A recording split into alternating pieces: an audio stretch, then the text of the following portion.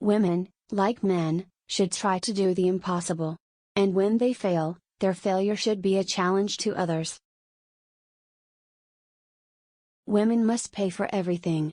They do get more glory than men for comparable feats, but they also get more notoriety when they crash.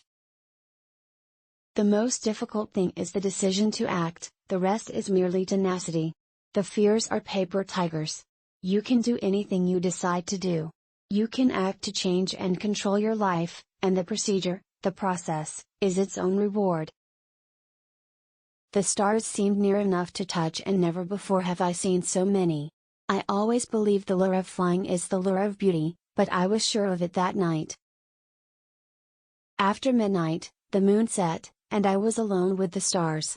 I have often said that the lure of flying is the lure of beauty, and I need no other flight to convince me that the reason flyers fly, whether they know it or not, is the aesthetic appeal of flying.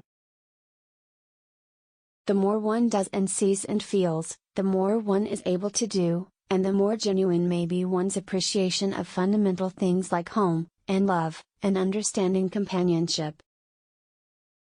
Aviation, this young modern giant, exemplifies the possible relationship of women and the creations of science.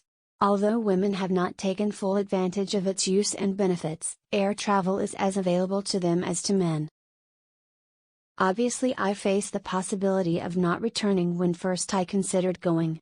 Once faced and settled, there really wasn't any good reason to refer to it.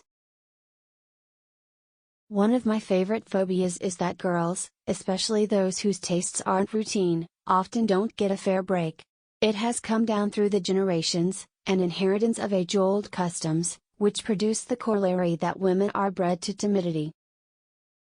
Among all the marvels of modern invention, that with which I am most concerned is, of course, air transportation. Flying is perhaps the most dramatic of recent scientific attainment. In the brief span of 30-odd years, the world has seen an inventor's dream first materialized by the Wright brothers at Kitty Hawk become an everyday actuality. I have often been asked what I think about at the moment of takeoff. Of course, no pilot sits and feels his pulse as he flies. He has to be part of the machine. If he thinks of anything but the task in hand, then trouble is probably just around the corner.